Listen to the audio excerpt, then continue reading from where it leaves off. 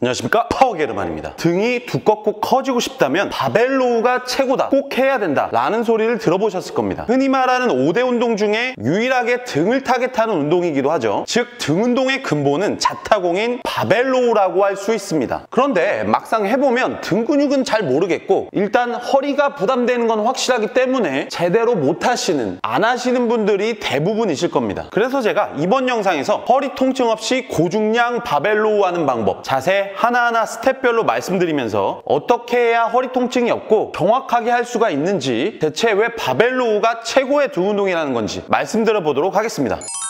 바벨로우 자세 기본 세팅법. 먼저 기본적인 바벨로우 자세 세팅에 대해 말씀드려 보겠습니다. 렉에서 시작하는 걸 추천드리고요. 바벨을 렉에서 무릎 정도의 높이에 위치시켜 줍니다. 바벨을 처음 들 때부터 허리, 기립근의 개입 없이 둔근과 햄스트링을 활성화시키면서 힙힌지만을 이용하여 바벨을 뽑기 수월하기 때문입니다.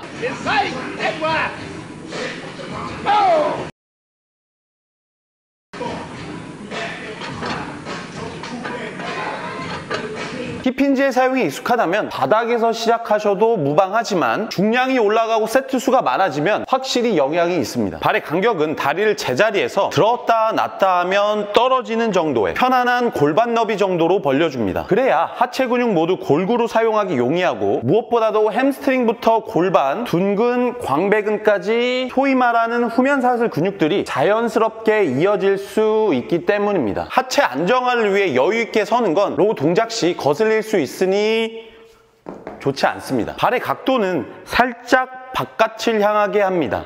그렇게 하면 대퇴골이 돌면서 고관절에 여유 공간을 만들어서 힙힌지를 좀 더 편하게 할 수 있고, 둔근이 단축되면서 하체가 더욱 안정화됩니다. 잡는 손의 너비는 어깨보다 살짝 넓은 정도로 해주시면 되는데, 정확한 너비를 말하자면 팔꿈치를 몸에 붙이시면 광배근이 활성화되는데, 그 상태에서 양 팔꿈치가 뒤에서 만난다는 느낌으로 광배근을 최대한 단축시키고 가슴을 열면서 승모근까지도 견갑골이 서로 붙을 때까지, 그렇게 광배근과 승모근 모두 최대한 단축시켰을 때 위치하는 양손의 너비 정도입니다. 그래야 실제 바벨로우 동작 시에도 등 근육을 불편함 없이 최대한 단축시킬 수가 있겠죠. 바벨을 좁게 잡는다면 상대적으로 팔이 개입되고, 넓어질수록 등 근육을 끝까지 단축시키기가 어려워집니다. 바벨의 위치는 최대한 몸에 가깝게 위치시켜 줍니다. 그래야 무게를 들 때 생기는 모멘텀과 허리에 발생할 수 있는 전단력을 최소화시킬 수 있습니다. 렉에서 시작한다면 그냥 바벨에 가깝게 붙어 서시면 되겠고, 바닥에서 시작한다면 데드리프트의 시작 자세와 동일하게 바닥에 있는 바벨을 잡았을 때 정강이가 바벨에 닿는 위치, 서서 봤을 때 되게 평균적으로 바벨이 발의 중앙 정도에 위치하게 됩니다. 그럼 이제 바벨로우 자세의 기본 세팅이 끝났고, 바벨을 들 차례인데, 바벨을 들 때부터 바벨로우 하는 내내 하셔야 할 몸의 세팅도 있습니다. 기본적으로 당연히 복압, 누군가 나의 배를 때릴 때 힘주듯이 흡, 흡, 그리고 동시에 힙을 넣어주면서 흡, 흡, 코어, 척추 중립, 그리고 항상 팔은 끈, 손은 골이라는 이미지로 긴장을 풀고 계셔야 합니다. 바벨을 바르게 뽑고 숙이는 방법. 이제 진짜 바벨을 드는데 힘을 줘서 팔로 드는 것이 아니라, 손이라는 고리를 바벨에 걸어 놓고 발바닥과 힙을 이용하여 힙 스러스트 하듯이 바벨을 퍼올리듯이 광배근 정지점에 상완골이라는 끈을 통해 무게를 건다는 느낌으로 바벨을 뽑으셔야 합니다. 그럼 광배근이 무게에 의해 수직으로 자연스럽게 단축이 되고, 이때 복압과 척추 중립을 자연스럽게 유지하고 있다면 몸을 가볍게 퉁퉁 튕겼을 때 바벨의 무게가 광배 복압을 타고 둔근을 지나 하체 그리고 발바닥 전체에 골고루 전달되고 실리는 느낌을 받으실 수 있을 겁니다. 이 느낌을 로우하는 내내 최대한 계속 가지고 가셔야 합니다. 그렇지 않고 바벨을 손과 팔에 힘을 주면서 드는 순간 무게가 등에 실리지 않고 날아가게 되고, 그럼 등의 수축이 제대로 이루어질 수 없으니 팔과 허리로 당기면서 허리 통증이 생길 수가 있죠. 자, 그럼 이제 드디어 바벨을 뽑아 나왔고 등 근육을 늘린 자세, 바벨을 잡고 숙인 자세를 할 차례입니다. 인사하듯이 간단하게 숙이는 경우가 있는데 그러시면 안 됩니다. 그리고 얼마나 숙여야 하는지를 궁금해 하시는 경우도 많은데요. 바벨로우의 숙이는 자세는 무게가 몸에 실린 느낌, 발바닥에 전달되는 느낌을 유지하면서 광배근 위주로 등 근육들을 끝까지 늘려주시면 됩니다. 그러면 광배근이 최대 신장됐을 때 당연히 더 이상 숙일 수 없게 되는데, 이게 본인이 숙여야 할 각도입니다.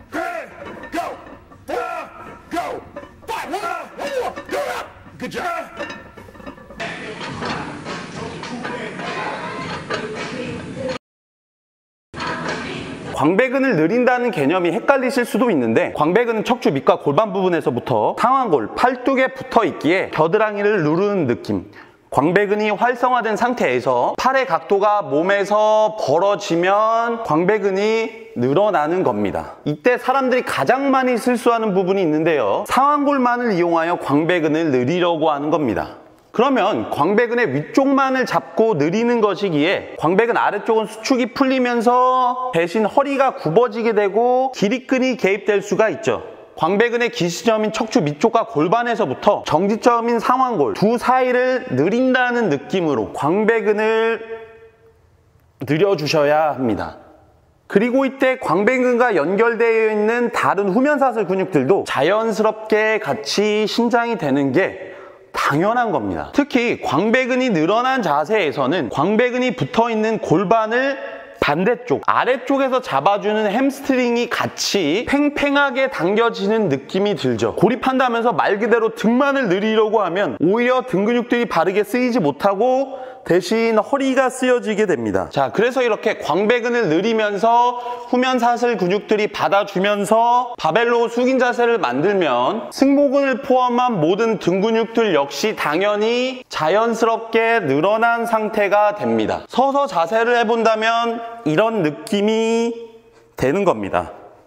숙여져 있는 바벨로우의 시작 자세가 얼핏 보면 데드리프트와 같다고 볼 수 있는데, 확연히 다른 점이 무엇이냐면 둔근과 햄스트링을 포함한 무릎과 고관절들이 능동적으로 쓰여지는 것이 아니라 등 근육이 늘어나는 것을 자연스럽게 버티고 무게를 받쳐주는 역할만 하는 것입니다. 물론 상당히 비슷한 느낌이긴 합니다. 그래서 사실 데드리프트 할 때 등 근육을 못 느끼고 허리를 쓰시는 분들은 바벨로우 역시 잘 못하는 경우가 대부분이죠. 그래서 결과적으로 바벨로우 최대로 숙인 자세에서도 서 있을 때와 마찬가지로 무게가 하체, 발바닥까지 골고루 전달이 되고 허리에 부담이 없이 편안한 느낌이 들어야 바벨로우 동작을 무리 없이 할 수가 있습니다. 숙인 자세에서 무게를 퉁퉁 튕겼을 때 근육들이 늘어나는 느낌, 신장감을 편하게 느끼실 수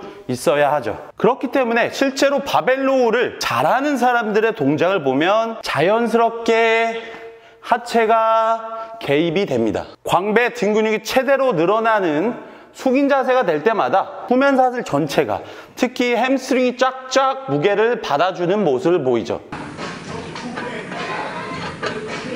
등 근육만 써야 한다면서 이런 식으로 말 그대로 등만 움직이고 하체를 잡고 하는 경우가 있는데, 이유야 계속해서 설명드렸고 해보시면 아시겠지만 등은 하나도 안 먹고 빈봉으로 해도 허리 나갑니다. 하체를 좀 엄격하게 통제를 하더라도 자연스럽게 햄스트링이 받아주는 모습은 무조건 나오게 되어 있어요.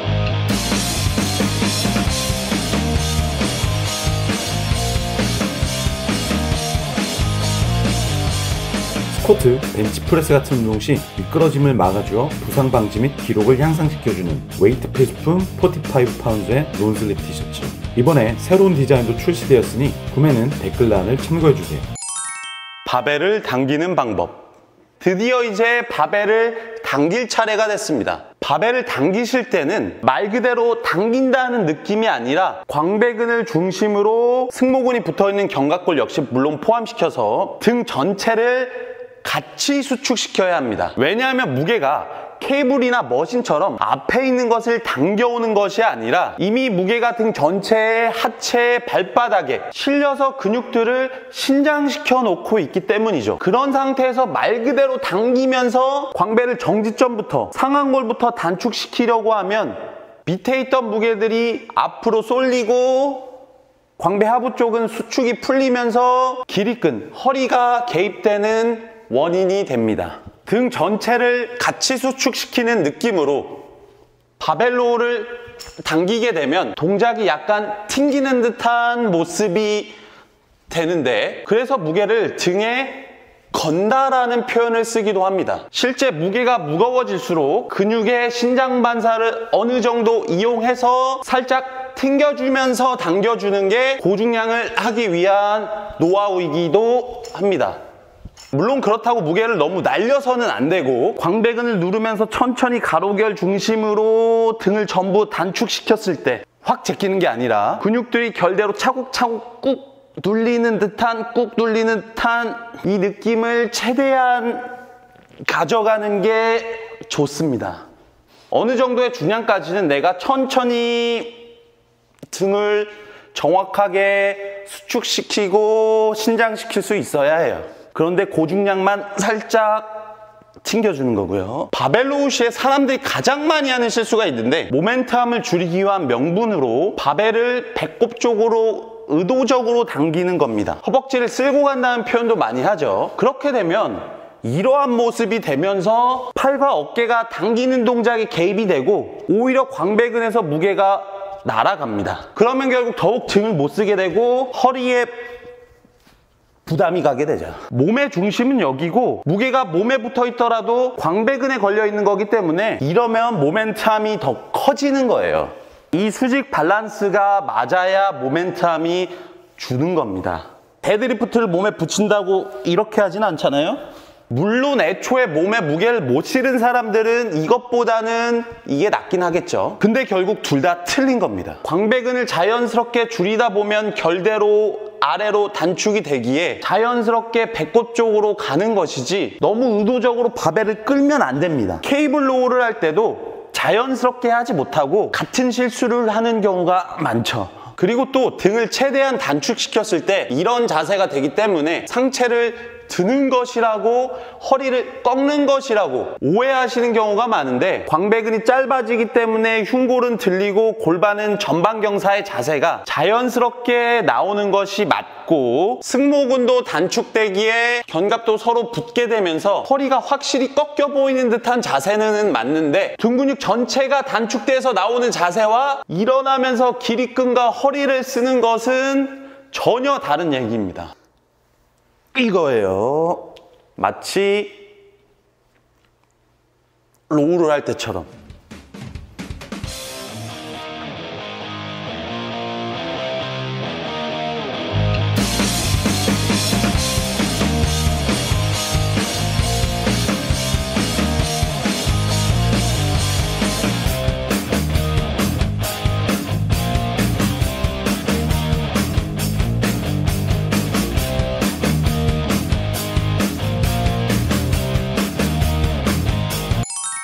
바벨을 내리는 방법. 등을 전부 단축시키고 나서는 다시 근육을 늘리는, 신장시키는, 숙이는 자세가 돼야 하죠. 근육의 신장이라는 건 해당 근육이 직접 길어지는 게 아니라 부하에 의해 늘어나지는 겁니다. 어쩔 수 없이. 그러니까 심플하게 말하자면 바벨을 당긴 이후에는 그냥 버티시면 됩니다.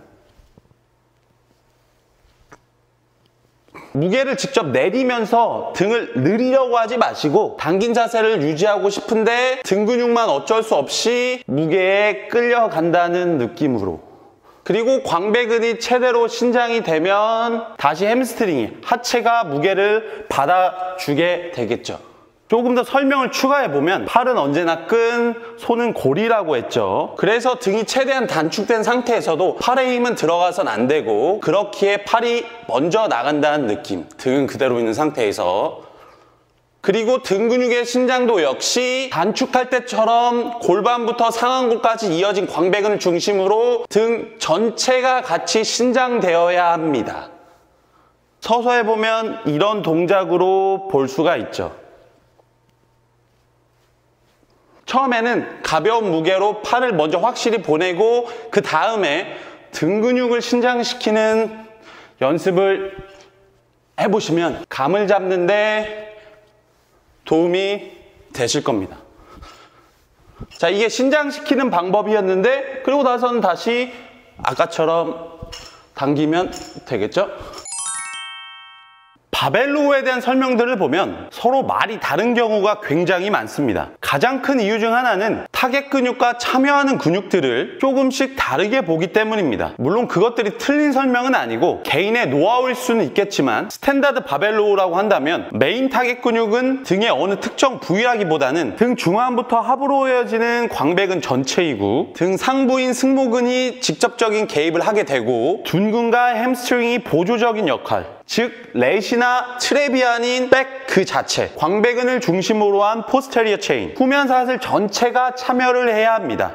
그래야지 등 전체에 짧고 굵게 고중량을 먹일 수 있고, 그렇기 때문에 바벨로우를 하면 등이 커진다는 말이 성립하는 것이죠. 케이블이나 머신을 이용해서 혹은 바벨을 사용해서라도 등의 특정 부위를 타겟한다고 하면 정확하게 의도하는 부위에 디테일하게 펌핑을 먹이면서 쉽게 운동할 수가 있겠죠. 당장 느낌도 굉장히 좋고요. 그리고 그 부분이 다른 등 부위에 비해서는 당연히 상대적으로 더 발달할 수 있습니다. 그렇지만 그렇게 해서 언제 절대적인 등의 사이즈가 커지겠습니까? 등은 광배근 자체만 해도 크고 넓고 결도 다양합니다. 승모근도 마찬가지고요. 무엇보다도 등 근육들은 굉장히 강합니다. 그래서 부하에 대한 역치값이 높기 때문에 등의 특정 부위만 써서 당길 수 있는 무게로는 그 부위의 디테일은 좋아질 수 있겠지만 절대적인 사이즈는 커지기가 힘듭니다. 아주 당연한 이치라고 볼 수가 있죠. 그래서 결국 등 전체가 쓰이면서 고중량을 들 수가 있는 바벨로우 같은 운동이 필수이고 최고의 등 운동이라는 겁니다. 개인의 자세나 운동 숙련도에 따라서 바벨로우가 본인에게 안 좋을 수도 있겠지만 결국에는 최고의 등 운동으로 뽑히고 5대 운동 안에 포함이 되는 겁니다. 그리고 바벨로우를 중량을 치면서 이렇게 할 줄 알면 다른 등 운동들은 따라옵니다. 편하게 할 수가 있어요. 또한 이후에는 스탠다드 바벨로우 말고 상체각을 좀 더 세우거나 낮추거나 하면서 메인 타겟이 되는 부위를 조금씩 바꾸면서도 로우를 할 수 있죠. 바벨로우를 잘 못하시는 분들은 사실 다른 등 운동들도 아주 정확하게는 못하고 있을 확률이 큽니다. 물론 바벨로우를 한다고 등이 전부 동시에